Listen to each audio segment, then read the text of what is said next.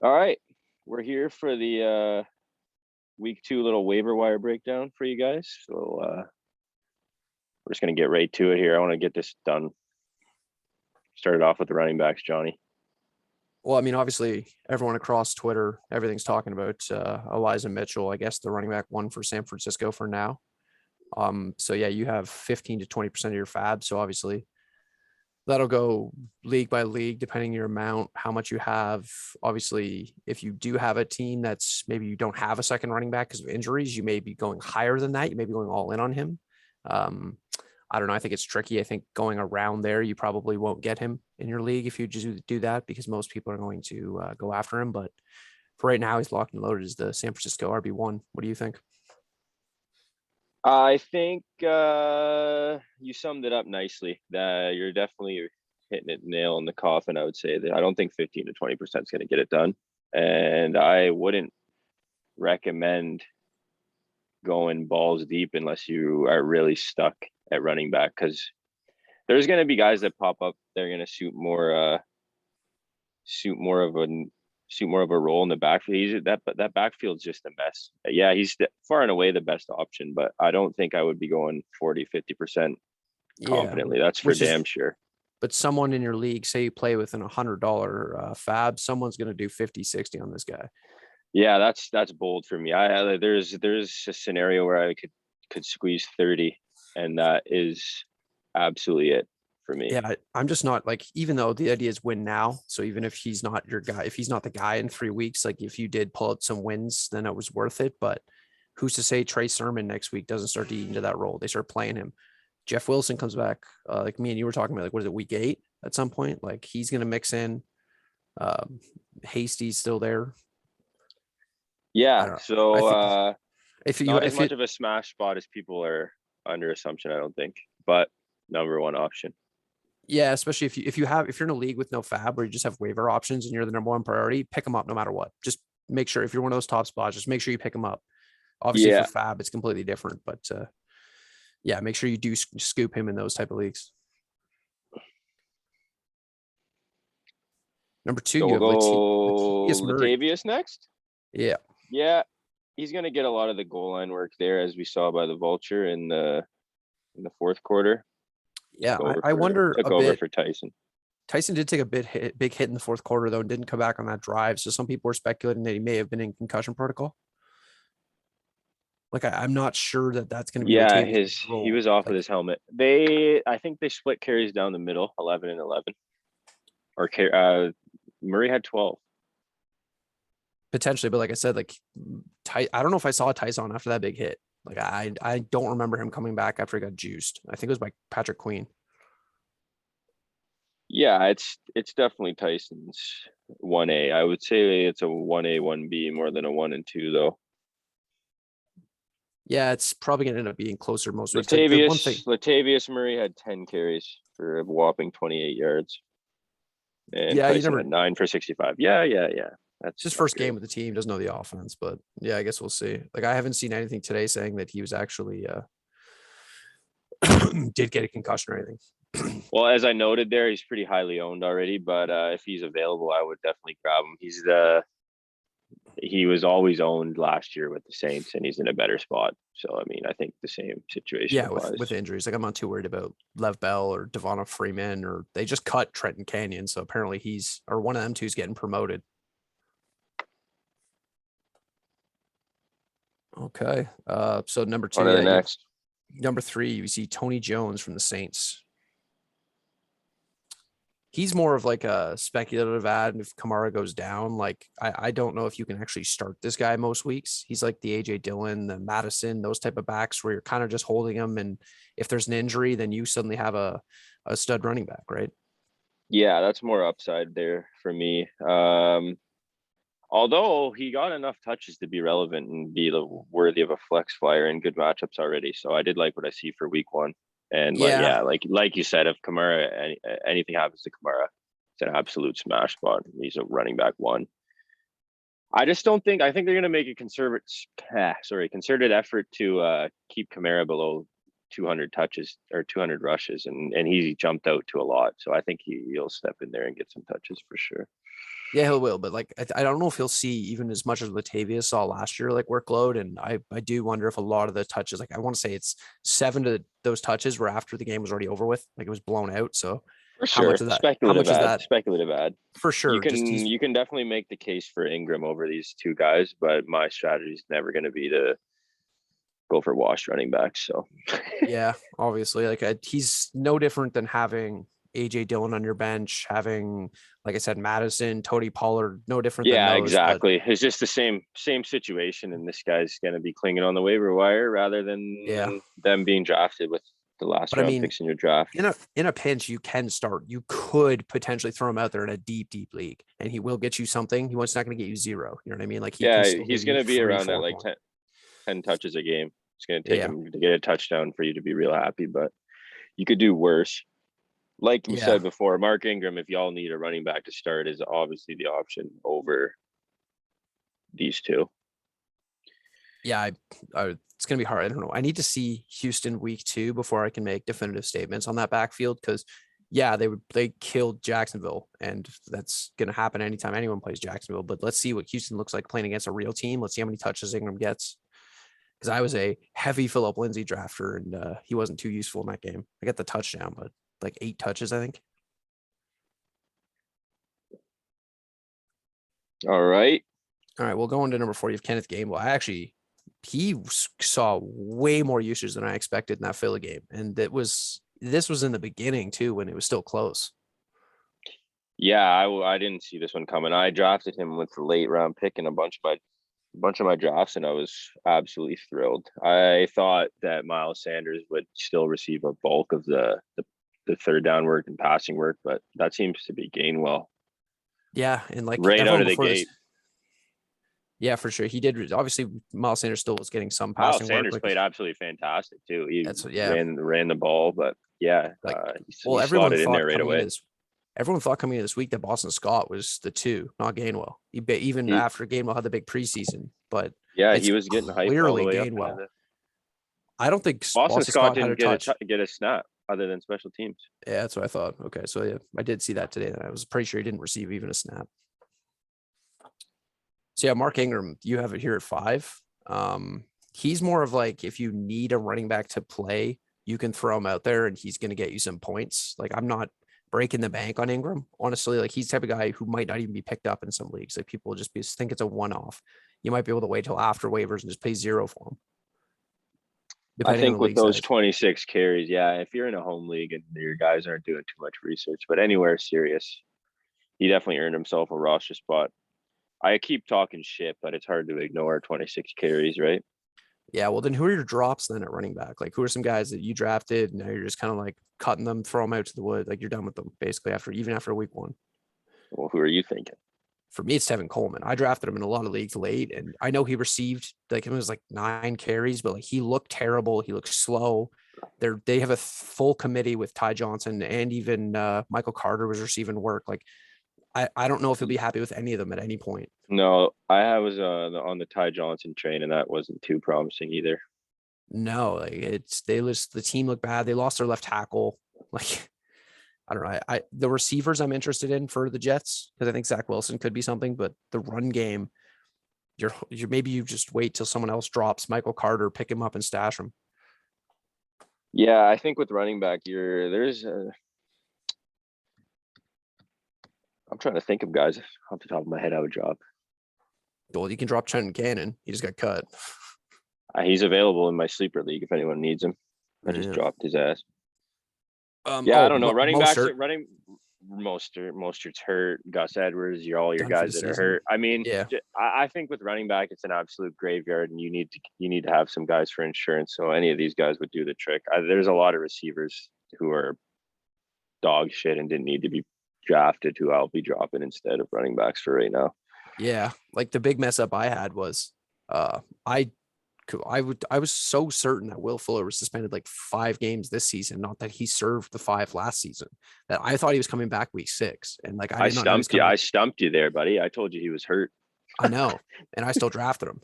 and he's not hurt and is playing this week. That's a nice surprise. That's a nice surprise. It is, but I just spent 50 fab of my 1,000 on Jalen Waddle last week to pick him up. So a little bit of a That pickle also there. looked good though. Yeah, he looked good, but what's his workload going to be like when he gets now? He's the third receiver because they still have Parker who's outside and they have Will Fuller coming back. Gesicki's pretty much, once we get to tight ends, droppable. Gesicki, in my opinion. Mike Gesicki put up a big, and also Russell Gage, 0 bomb for me this week. That he could drop him and pick up any of these guys. I would hold out one more week. I think that Atlanta Falcons offense looked like a mess this week. I don't think they were fully prepared like the Packers. I would hold off on dropping Russell Gage. Yeah, I'm just getting that 0 hurt. So yeah, honestly, these guys, I think you can kind of slot them in as you see fit. There's not really much of an order for me here. Sterling Shepard did command a big target share out there, and that seems to be the only guy Daniel Jones knows how to fucking throw it to. So I liked what I saw from him. Yeah, he had a big game against the Broncos. I mean, nothing too exciting. As you can see, I've got 5%. I don't even know if I would do that, guys. A lot of these type of wide receivers, you have to put a percentage for fab, but a lot of these situations, it might be worth it for week one. My strategy is I actually don't usually put in a lot of waivers. I like to see what other people drop, and then it gives me a better waiver priority as well. I don't have to spend as much money on some of these guys. Like you can probably put in $0 fab bids on some of these players in your leagues, and you can probably get them in some of the 10 teams, maybe even 12 team leagues. Like $1, $2 bids for these guys, I would say is totally suitable. I have my own strategy with 2 of the guys there, but I mean that's going to be totally different, and obviously how your team's looking. Sure. Wide receiver this year is pretty deep. Where I'm not sure a lot of people are struggling to pick up wide receivers. Running back. That's another thing that I mean. There's just like I'm looking through my rosters. I don't know what league you fellas are accustomed to, but there's no one that I'm really dropping for these guys. I got more quality on my bench. I mean, I drafted Rondell and Terrace in a couple of leagues. I'm not gonna jump to conclusions off of 1 week of Kristen Kirk because I've seen this for the last 2 fucking years, and so have you. Yeah, he just Brian Edwards, I like what I see. That's another one I think you could group in there with the Rondale and Terrace. It's gonna be spike weeks, but there is a chance for him to show something special. Terrence Marshall, I'm pretty sure he ran more routes than Robbie Anderson, which I thought was crazy. I swear I heard that stat today. He had more targets than Robbie Anderson, I believe, too, as well. I don't know what's going on. Christian McCaffrey seemed to take all of Robbie Anderson's touches. Yeah, I don't know. That was strange. He had one catch. Yeah, and it was obviously the big touchdown. Right. But if he gets one catch for, say, that's a 20-yard pass, you're like, what is this doing? This is terrible. Should I drop Robbie Anderson? Which, no, don't drop Robbie Anderson. But I do think Christian McCaffrey being back this season actually eats into Robbie Anderson more than he eats into anyone else. Yeah, they're running some routes for McCaffrey to the backfield. You think he had 9 catches, 13 targets, or something outrageous? I would have to pull it up. I didn't watch a lot of the Panthers game. While John's doing that, Tim Patrick's obviously benefiting from the Jerry Jeudy injury, and that was fucking devastating because I have him everywhere in best balls, and he looked absolutely fantastic. Yeah, nine receptions for McCaffrey. That's pretty casual. Yeah. I'm actually, as well as Tim Patrick, I really do think you should put KJ Hamler on your radar. I actually think Patrick's role, I'm not sure. I know a lot of people are saying he's the one. I'm not sure his role changes that much with Jeudy out. I think Hamler actually slots into where Jeudy plays. And Patrick stays at his same position he was in.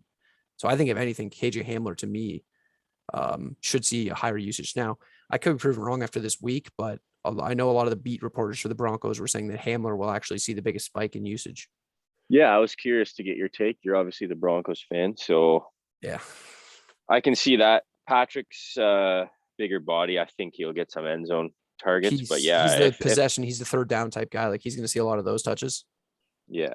Especially so you can make a case for either of those guys. I did have him on there. I'm not sure. I guess I deleted him, but yeah, Tim Patrick and Hamler can go beside each other, that's a one-off, I would say. There's going to be most to feed in that offense, and Teddy B looked fucking phenomenal over the weekend. So hopefully Yeah. keep that rolling. Both should be rostered in most leagues. But to be fair though, Tim Patrick makes a lot more sense than Hamler. He's the bigger name based off last season because he had a lot of success. Yeah, Hamler's going to be you can get Hamler for probably $1, I would say. That's a great you can pickup. probably get him for 0. Like I don't know if anyone's going to go after him. Really, the Tim Patrick's the guy they saw with the touchdown in the game. Like everyone's going to focus on him. I wonder how much Sutton is like actually 100% because they didn't go to him a lot during that game. Like maybe 3 targets, 4 targets. I can't remember what total, but he didn't stand out to me, at least in that game. I don't know about you. No, he didn't show me anything, but yeah, that's what I've been hearing leading up all week. They didn't know if he was 1 100%. catch. Yeah, he wasn't even really. No, he wasn't even the second read or the third read. KJ Hamler should have had the touchdown too. Like he had that huge drop, like I think it was like a foot in front of the end zone. Like that was a bad drop, and I thought he fixed those issues because he looked good in the preseason, but I guess we'll see. So yeah, I guess you have Rondell Moore here. Him and Christian Kirk obviously went off. I think those type of players you need to see a couple weeks of that type of success. What I would like to jump in and say is that he was the 4th receiver on the depth chart, and AJ Green was 2nd. Showed me absolutely nothing. I think he'll start to lose some of that snap count by week 3, 4 at the latest. Yeah, Rondell had 5 routes ran and 4 catches, I believe. So he was an immediate target. Yeah, AJ looks cooked. Like I watched him with 3, he looks slow. He's not in the right. They doesn't seem to be great in the offense. He looks just as bad as last year. Like they're just highly targeting him there because he's out there, but he's not catching anything. Yeah, so that's gonna eat into Moore. Don't expect Moore to be a world beater anytime in the next couple of weeks, but I think later on in the season, and I just want shares of this offense, and I would definitely slot Moore in there over Kirk. I'm not sold on Kirk. I'd have to see that a couple weeks in a row. There's also the draft capital. Like they just drafted Rondell Moore to this team, so they're obviously going to be more invested in him than Christian Kirk, who's probably almost finished his rookie deal, and they have to sign a new deal soon. So they usually seem to go towards the draft capital at the end of the day for a lot of these players, for like touches and snap usage and everything. I think we've touched on everyone enough, other than Terrace Marshall there. Yeah, Brian Edwards too. Terrace Marshall's kind of the same situation as Rondell, and as we were just saying, he actually seeing more targets than we expected, and that's not what you typically expect for receivers, especially in week 1. It usually takes them a while to get acclimated, but this year's rookie class is crushing it already. Yeah, except for my boy there, Elijah Moore. got me one catch. Kirk, we talked about enough. Brian Edwards, you guys, I don't know if you watched the game last night, but he said, "Hey, how you going?" at the end of the game, and decided to show his fantasy managers he was worth it. Well, he had the 3 catches that basically won the game. He had the 2 catches to get them in field goal range, which put it into overtime. And then in overtime had that huge catch that should have been a touchdown, but wasn't. He was short on the 1. Like he went off at the end of the game. I absolutely tilting in DFS. I can imagine. Fuck. Like I know in Yahoo they have that greasy thing where if guys you don't play on your bench, you can drop them. Like I did it in 2 leagues where I dropped some guy I didn't play on my bench and picked up Brian Edwards just in case he had the big game, and he ended up having a big game. So now he's on the waiver wire columns. But yeah, those are the little tidbits that'll help you out a lot. You did let me know before, so nice call there. And let's see if he can do it week 2. Yeah, he's just not getting, like Darren Waller had 19 targets or something. Like he's not even looking around the field. He snaps the ball. If I could get the Derek Carr of the second half, then yeah, I'd love it. But what I saw that first half was honestly outrageous, man. The first 12 passes, I think Waller had 9 targets already, and like multiple were into triple coverage. I don't know if he hadn't practiced with these guys.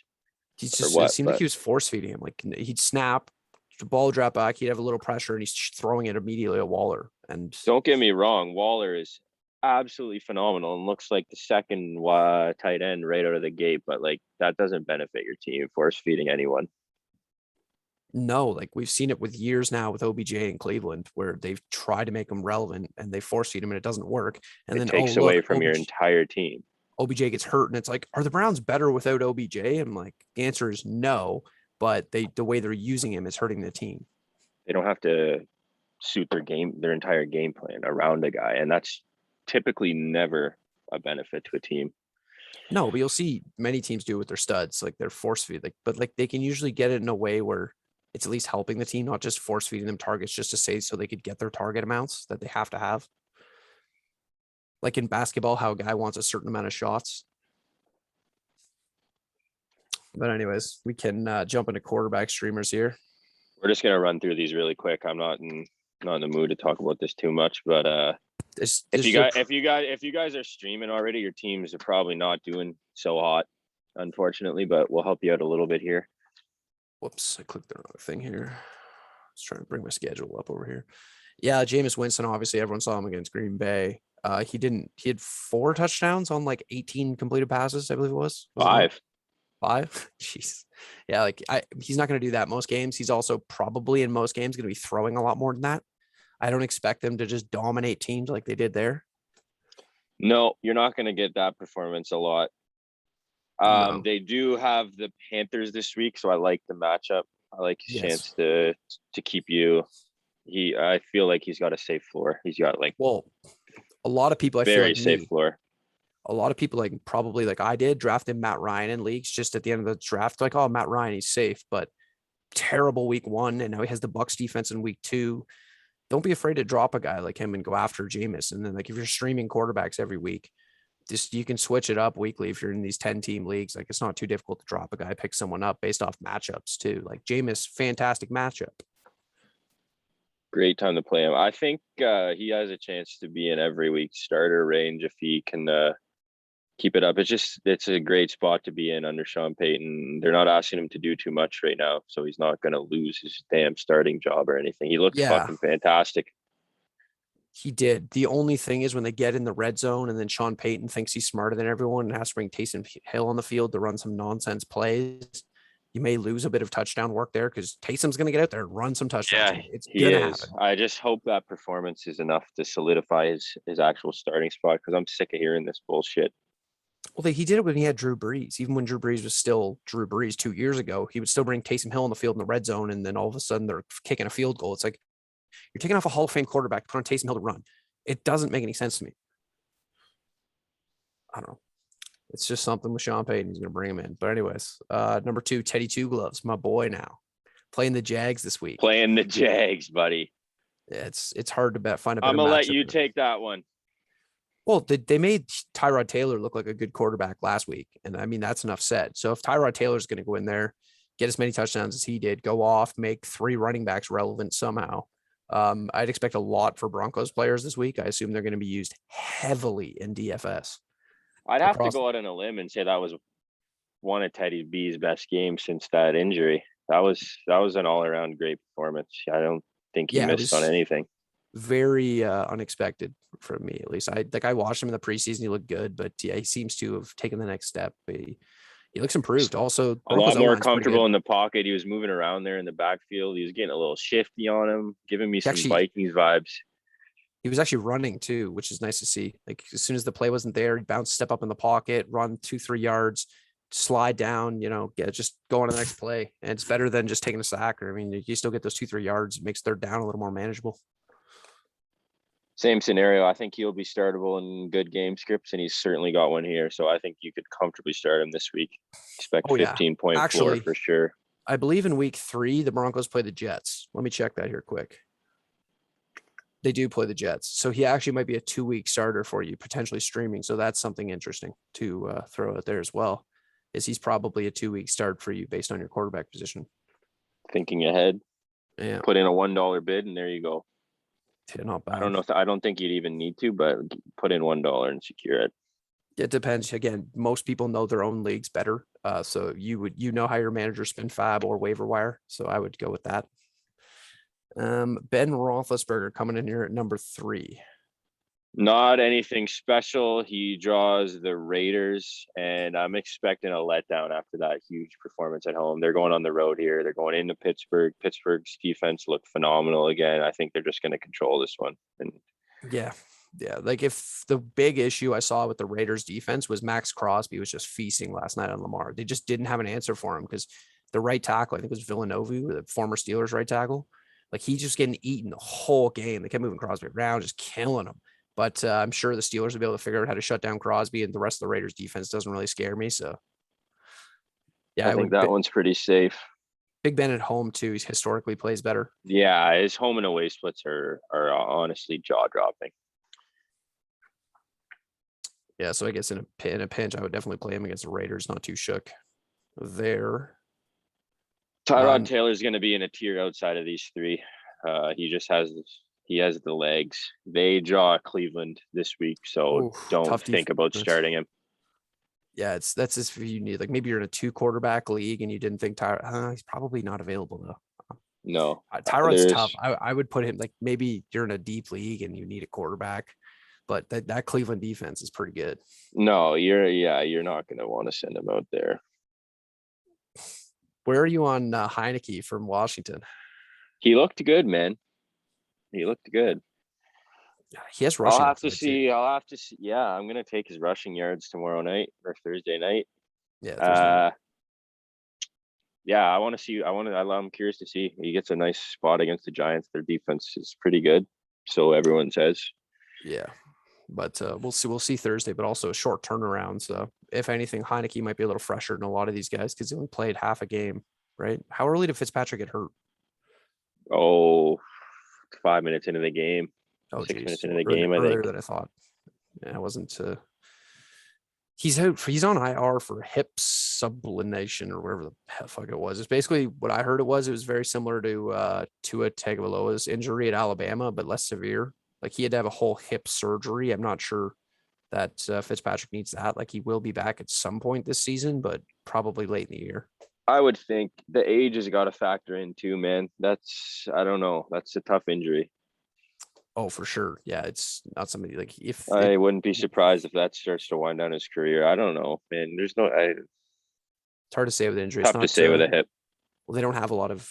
There's not a lot of guys get that injury in football. At least I haven't seen it. And then so yeah, I guess we could put Heineke fifth there. Yeah. Tight end's kind of a wasteland. They're all kind of owned. Everyone seemed to go 2 tight ends this year, which is probably like a safe call. Yeah, but you'll start to see. The thing is, after this week, I feel like a lot of people are going to be dropping some of those secondary tight ends to go after a running back, go after some running back depth receivers.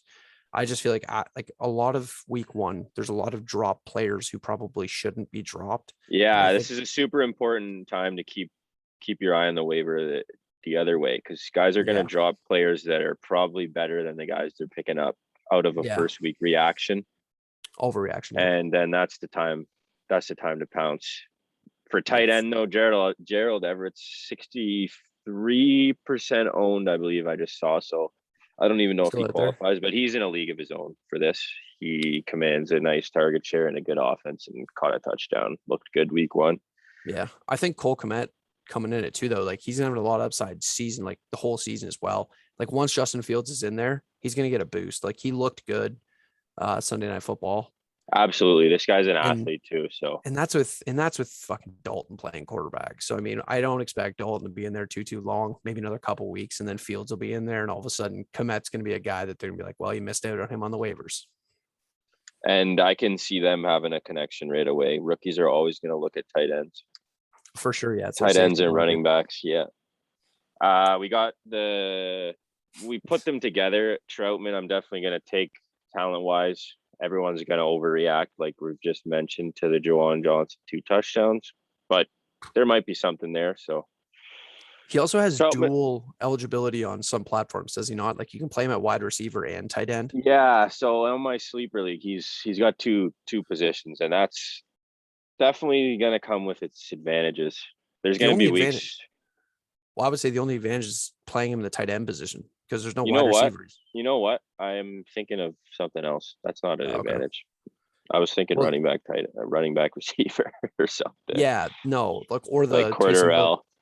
Yeah, like the Taysom Hill quarter, or he could play it, like when you could be able to put Taysom Hill at tight end when he was technically the quarterback, like that was bullshit. But Yeah, they had like to change the rules for that shit. Yeah, so if just disregard whatever Tyler said there. That's not really a positional advantage whatsoever. He did yeah, get 2 touchdowns. People are going to overreact to that. You never know. yeah, The Saints are good. I think Troutman's the better talent. Ran more routes. Showed me what you want to see. Just didn't have the results. had But more what you targets. also have Yeah, to keep in mind is this guy was supposed to be out possibly till week 6, and somehow came back from the injury. So yeah. Like I believe I was I'd targeting give him in early I'd give drafts. him I'd give him a week or two to get his feet under him, and I think that'll pay dividends. I think a lot of these guys after the first couple weeks, you'll be able to kind of figure out what's going on. Like week 1 sometimes can be too far in one direction based off of matchups. It's I would say one of the biggest points of emphasis I can make is don't overreact and spend all your budget on week 1, because there's gonna be guys that pop up. Who knows? Maybe it's not next week, but 2 weeks from now, in Yeah, twice like as good of a spot, there's and you guys are always, gonna have no fab left. And did you then, win all in on Mitchell? like I said, 25%, 30%, absolutely fine. You guys can go ahead and do your 60% nonsense.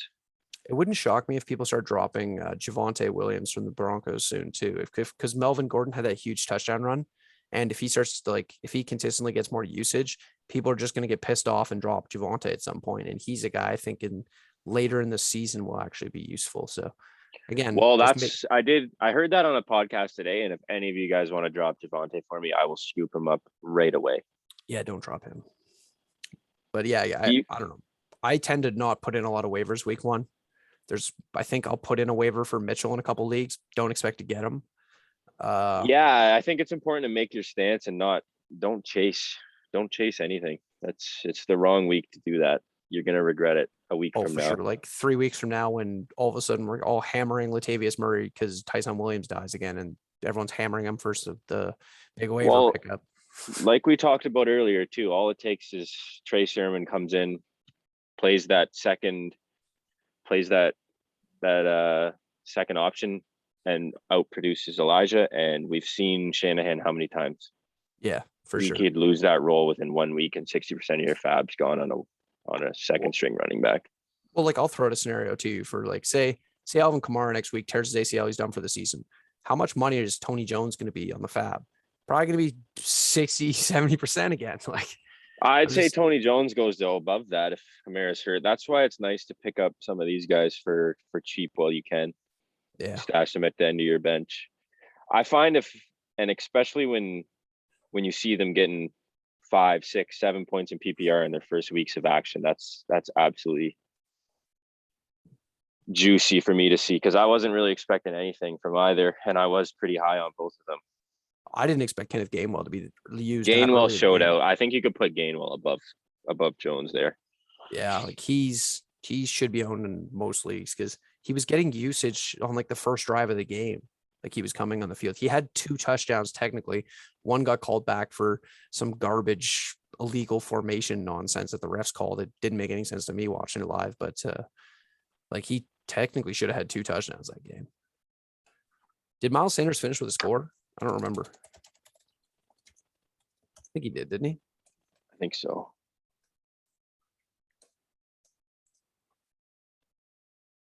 Oh, ESPN, you are the worst for stats. You know what? He Did not. It's 15 for 74 and 4 catches for 39. Yeah, Gainwell yeah, so he vultured that did touchdown. so he did get enough receiving work. Yeah, man, Miles Sanders was one of my more impressive week 1 takeaways. That Yeah. Eagle, you never know. I'm curious to see another matchup because they just shit kicked the Falcons, but he was running great all day. Yeah, the Falcons were very underwhelming. Matt Ryan looked terrible. That was a disaster. That was the worst. Like, I guess them and the Packers for me, the worst week 1 performances. I would say but they stamped there too. I at least expect the Packers to come in week 2 and just destroy the Lions. Like that was a wake up call. Rodgers is going to stop messing. He's going to come in fully prepared. I don't expect them to struggle again like that bad. Yeah, I would recommend the Falcons. This could be a season the thing. Packers. Yeah, I'm really nervous about, and your Ridley shares. Yeah. Pitch shares. We need to see something from Matt Ryan because that was fucking absolutely disgusting. I had him Pitch. played in DFS. It looked like a good matchup, and this guy Yeah, it was terrible. just a stinker. All right. Yeah.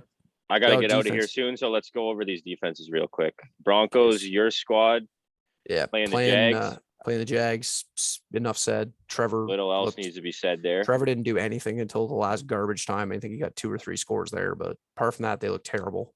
That's a scary defense too, man. Your Yeah. team's looking nice and improved. Yeah, If I'm week one's any expecting Urban indication. Meyer to not be the head coach by week 5. I saw those memes of him looking at the other jobs already, bro. Those are great. USC head coach is the current joke on Twitter. Is they believe he's leaving for USC because it's easier. Saints. They have the Panthers. Yeah. Shitty O-line. Makes sense. Should be easy to get after Darnold. Yeah, I like them. Backs. I like them for a chance at a touchdown in this one. They do lose the corner. Blanking on the name. Yeah, there's gonna be a lot of the remember. defenses that you guys drafted are gonna be in better spots than them. I'm just giving out some defenses that are playing against ranked good ranked opponents. Oh, Packers against the Lions. Yeah, no one's Packers gonna got the defense. Packers got the Lions. That should be second by a landslide. Sorry there, but yeah, I'm expecting a huge bounce back spot from the Packers. I think the spread was 10.5, so I don't know if I'll touch that, but I'm going to attack the Packers in a bunch of ways. I expect them to absolutely devastate the Lions, and the Lions looked good. It was impressive and all, don't get me wrong, but that was entirely in the fourth quarter, that run they made. So they scored, I think, 24 points in about 8 minutes in the fourth. So I wouldn't expect this going forward. Yeah. Obviously, there's some like the Cardinals defense. I'm not sure how heavy they are owned, but with Chandler Jones and JJ Watt, like Chandler Jones had 5 sacks and 2 forced fumbles yesterday. Yeah, that was one insane. of the more elite defensive performances I've seen in years. Even Literally. Isaiah Simmons looked fantastic after having a shit with year 1. He looked way like improved in year 2. Yeah, defense. I don't know. Like defenses, I always find it's easier to stream each week. Obviously, it's depending on which ones you own, but like I played the Steelers. Yeah, I see Green Bay. Seattle has Tennessee, but I don't find Seattle anything special. I wouldn't love that. Tennessee looked terrible last. That's another team that you have to watch for week 2. That's going to be a team awful to keep tabs on because they had a lot higher expectations coming in this season. Everyone was flat. Julio Jones. Oof. Derrick Henry, man, that was his worst game in probably a couple of years. He'll give you 2 or 3 of those a year though. That's why I've never been the biggest Derrick Henry fan. He'll snap and then your upside's capped, man, when you don't catch the ball. Oh, for sure. It's like Josh Jacobs. Take away. I know Josh Jacobs had 2 touchdowns yesterday, but he had 10 carries for 36 yards. And one of those touchdowns, the only reason he got the touchdown is because Hunter Renfrow got just destroyed in the end zone. So they put the ball on the 1 yard line. I would be scared as Josh Jacobs owner after watching the usage in that game. And he hurt himself again. Like he hurt his foot already. It's the old Kenyon Drake season. Kenyon Drake. All right. Well, we're going to get out of here, but there's a quick little breakdown for you guys. Don't spend all your money in one place. It's only week 1. And good luck, guys. Yep.